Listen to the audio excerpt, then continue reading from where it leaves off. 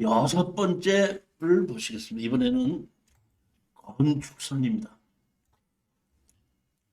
이 건축선은 여러분 제 얘기를 지금 잘 들으세요. 눈 크게 뜨고 잘 들으세요. 커피 한 잔 드실래요? 잘 드셔야 됩니다. 1962년도에 지적법도 생겼고 도로법도 생겼고 건축법도 생겼습니다. 몇 년대? 1962년도에. 그러면 1962년도에는 무슨 법을 가지고 건물을 지었냐면은 일본 천황폐하에 조선시가지령이라고 있었습니다. 그 조선시가지령에 의해서 건축허가를 받았었는데 1962년도에 시가령을 없애버리고 정식으로 건축법에 의한 건축법이 만들어졌습니다. 그러면 그 당시에 건축법이 만들어졌을 때는 뭐라고 나왔냐면 4m 이상의 사람과 자동차가 다닐 수 있는 것을 건축법상 도로라고 한다. 그래서 건축 허가를 받을 때는 건축법상 도로를 만들어야 한다. 이렇게 건축법에서 만들어 놨습니다. 자, 그러면 이것이 1962년도에 만들었다 그랬죠. 그러면 새로운 택지를 만들면서 도로를 만들 때는 4m 도로를 다 만드는 거예요. 그런데 62년도 이전에는 뭐에 의해서 건물이 지어졌다 했죠? 조선시가지령을 했죠. 조선시가지령에서는 4m의 도로를 건축법상 도로라고 한다는 것이 없었기 때문에 3m나 4m나 2m 50이 될만 돼도 건축허가를 내줬다는 얘기입니다. 그렇지만 그 당시에 건축법을 만드는 그 사람들은 사람이 거주하는 곳에는 언제든지 불이 날 수 있기 때문에 구급차가 들어올 수 있어야 된다. 그렇기 때문에 불자동차가 또 들어올 수 있어야 되기 때문에 불자동차가 들어오려면 4m의 도로를 확보를 해야 된다. 그렇기 때문에 건축법상 도로는 4m의 도로를 한다고 만들어 놓고 새로운 택지를 만들 때는 반드시 4m의 도로를 확보하게 만들어 놨단 말이에요. 그런데 이 전서부터 만들어진 도로는 4m 도로 폭이 안 되잖아요. 그러면 4m 도로 폭이 안 되는 거를 정부에서 4m를 도로 폭을 다 만들어 가지고 수용을 하는 것이 원칙이 맞는 거예요. 근데 정부에서는 그럴 돈이 없거든요. 그렇지만 몇 년이 걸리더라도 4m의 도로를 만들어 가야 되겠다 하다 보니까 국가에서 그 4m 도로가 안 되는 도로를 매입하고 매수를 하는 것이 아니라 도로의 중심선에서 2m를 후퇴한 곳까지 넓이의 2분의 1을 후퇴한 데까지를 건축법상 도로라고 만들어 놓고 매수를 하지 않고 그건 네 땅이야 그냥 네 땅인데 그 중심선에서부터 2m까지는 건물을 못 져. 이게 건축선이에요. 그러니까 그 옛날에는 그 건물만 못 지게 하고 국가에서 돈이 없다 보니까 매수할 돈이 없다 보니까 그냥 건물만 못 짓게 해서 그냥 자동차는 다닐 수 있게끔 만드는 건데 그러니까 땅 주인도 뺏지는 않는 겁니다. 뭐만 해서 선을 그어놓고 그 건축선 안에다만 건물을 지라고 해놓고 그쪽에 건물 못 짓게끔 하는 거예요. 내 땅이 넓은데 도로가 3m 도로밖에 안 된다 그러면 도로의 중심에서 2m니까 내 땅에서 50cm 들어간 곳에서 담장 친 거예요. 그러니까 새로 집 짓는 거는 그렇게 만들었다 보니까 옛날에 집 짓는 거는 3m 도로고 그 뒤에 집 짓던 거 새로 집 짓던 거는 3m 도로가 되는 거죠. 그러니까 그랬는데 나중에 10년, 20년이 지나고 난 다음에 그 옛날 집을 허물고서 또 짓는다고 하면 그때 또 너 건축선에서 도로 또 내놔. 이렇게 가는 겁니다. 그런데 이것이 뭐냐면 62년도면 지금부터 몇 년 전이죠? 60년 전이죠. 60년 전에는 국가에서 돈이 없기 때문에 건축선에 의해서 그냥 건물만 못 짓겠고 했었단 말이에요.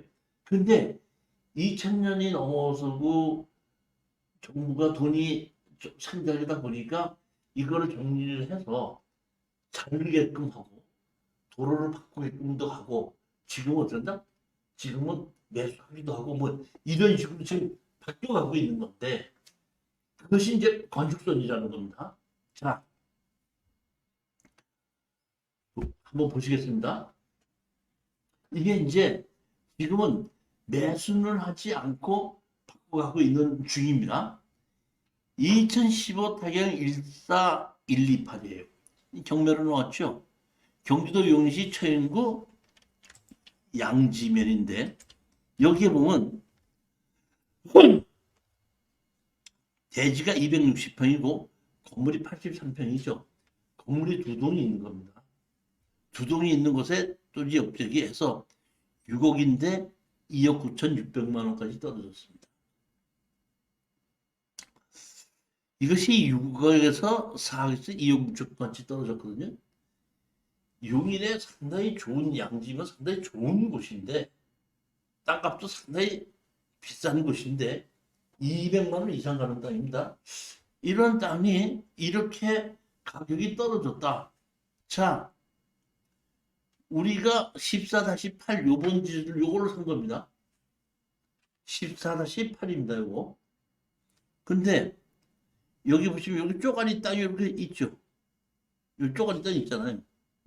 요 쪼가리 땅 있잖아요. 요거. 이게 무슨 얘기냐면 여기는 4m가 되는데 여기는 4m가 되는데 여기는 4m가 안 되는 거예요. 그러다 보니까 여기에 건축 허가를 신청하니까 여기 끝에서부터 여기까지는 어떤다? 4m 도로를 확보를 하라서 담장을 어떤다? 여기를 치는 조건으로 여기 건축 허가를 내준 겁니다. 이걸 우리가 낙찰을 받았거든요. 항상 낙찰을 못 받는데 낙찰을 받았어요. 낙찰을 받고 여기 집이 두 채가 있기 때문에 집을 가지고 이제 거주하는 사람한테다가 만나러 갔어. 그건 두 동이라서 사는 사람이 다르더라고. 한 사람은 여자가 살고 있었고 한 사람은 이제 남자가 살고 있었는데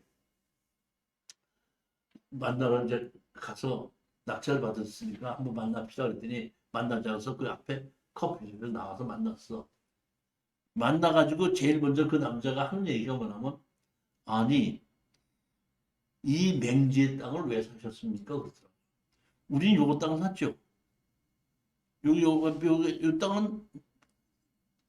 요 땅은 그 사람 이름으로 그대로 있는 거고 요 땅만 경매로 나오는 거예요. 요 땅만 산 거거든요. 그러니까 여기에 만약에 건물을 허물고 새로 짓는다 그러면은 이 땅 주인의 사용수납을 어떤다? 받아야 되겠죠. 그러니까 그 사람이 제일 먼저 나타난 얘기가 이 맹지를 왜 샀었습니까? 그러더라고. 내가 만약에 이런 것을 건축선이기 때문에 땅 사용 승낙을 받아야 된다는 걸로 생각했다면 못 사는 거죠, 다른 사람처럼. 그래서 내가 맹지가 된 땅을 왜 샀느냐고는 저한테 물어보지 마시고 언제 나가실 건지만 말씀하시고 그냥 나가신다고 하면은 이사 비용을 내가 조금 도와줄 마음이 있습니다. 그랬더니 얼마나 주시겠습니까? 하길래 내가 200만 원 드리겠습니다. 했더니 200만 원 주신다 그러면 나가겠습니다. 그러면 날짜를 정해서 알려줄 테니까 그때 나가겠습니다. 해갖고 된다? 나가기로 합의하고 용도를 받은 겁니다. 자, 이거를 제가 강의를 하기 위해서 제가 용인시에다가 질의했습니다. 용인시 처인구 양지 14-9 토지인가 양지 14-8의 토지에서 분할된 시기와 이유, 왜 분할이 됐느냐? 14-9의 토지는 지목이 도로로 되어 있으나 개인 사이지로 위 토지를 이용하여 14-8의 토지에 현재 건물을 멸실하고 신축하는 경우 14-9의 토지주의 사용 승낙이 필요하냐? 자, 회신 내용입니다. 용시초연구 양지면 양질이 14-8번지, 14-9번지는 개발행위 허가 시 득하여 2010년 5월 18일 시선이 분할된 필지임을 알려드립니다. 왜 분할됐냐? 건축선에 의해서 분할이 됩니다. 예, 요즘은 이렇게 분할이 됐었는데 옛날에는 분할이 안 됐었어요. 그냥 분할도 안 되고 그냥 건물만 못 짓게끔 했었어요. 건물만. 그랬는데 이제는 조금 법이 바뀌어서 분할이 되고 그리고 도로로 바뀌지도 않았었는데 지금 법이 바뀌어갖고 건축선에 의해서 이렇게 분할이 되면 도로로 된다 바뀌기도 합니다. 자 보십시오. 장애물이 있어 진출입이 불가능한 정도의 특별한 사정이 없는 한 별도의 도로 사용 승낙서 없이 건축허가가 가능한 것으로 사료되나 이렇게 돼 있죠. 건축 땅 주인의 사용 승낙서 없이 건축허가를 받을 수 있다 이런 얘기입니다. 그런데 자 보십시오. 이거는 여기에는 건축 담당자가 건축선에 의해서 잔려주무했다는 걸 알기 때문에 이렇게 됐는데 가끔 가다가 건축선을 모르는 담당자가 있을 때는 이 땅 주인의 사용 승낙을 받아와야 된다 이런 경우도 있습니다. 담당자가 건축선에 의해서 잘려져서 이렇게 나왔을 때는 도로로 편입이 됐을 때는 사용 승낙서 없이도 해준다 이라는 것을 모르시는 분들도 담당자가 있을 수도 있다 그런 얘기입니다. 제가 보기에는 모르는 분들이 한 3분의 1 정도는 됩니다. 그리고 담당 공무원들도 조례도 모르고 건축선에도 잘 몰라가고 제가 조례를 보여주고 이거 건축선에 의해서 이렇게 허가받을 때 분할이 되는 거 아니냐 설명하게끔 되면 그때서야 회의해보고 답변을 주겠습니다. 이런 경우도 있습니다. 자, 이제 7번째입니다.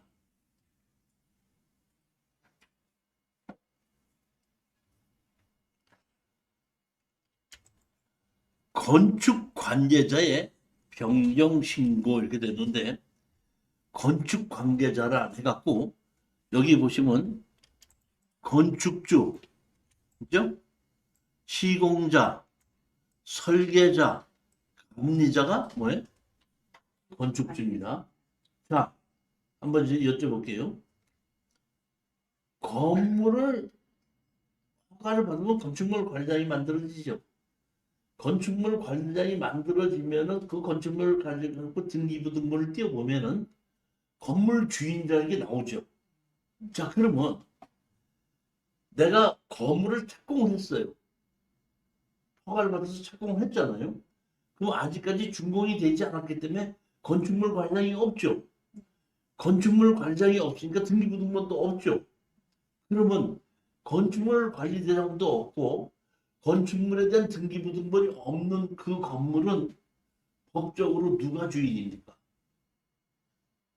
현재 짓고 있는 건물은 누가 주인입니까? 누가 주인이죠? 그것이 누가 주인이냐면 건축허가 받을 때 건축주라고 되어 있죠. 그러니까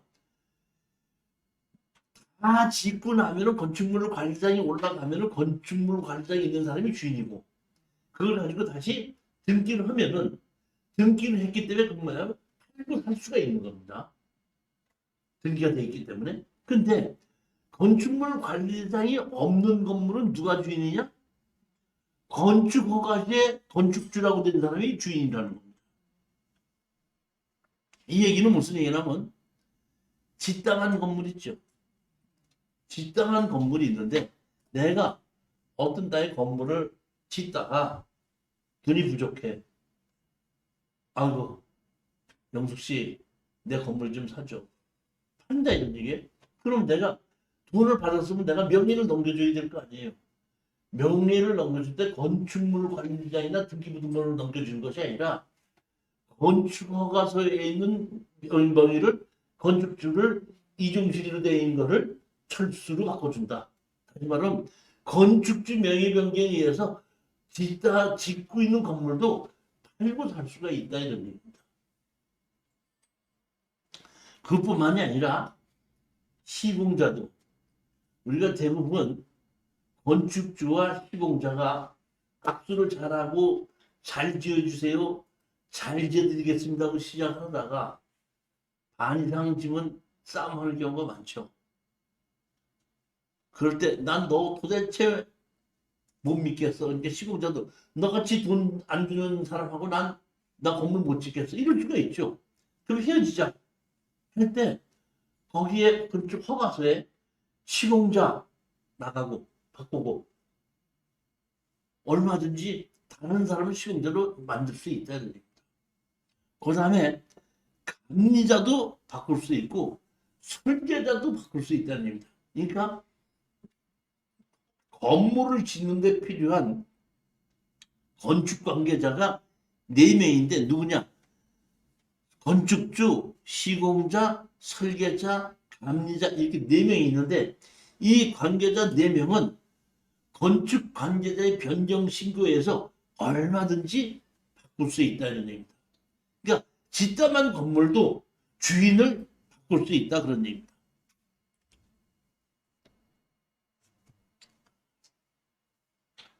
건축주 명의 변경 신고. 건물을 짓다가 명의 변경하는 겁니다.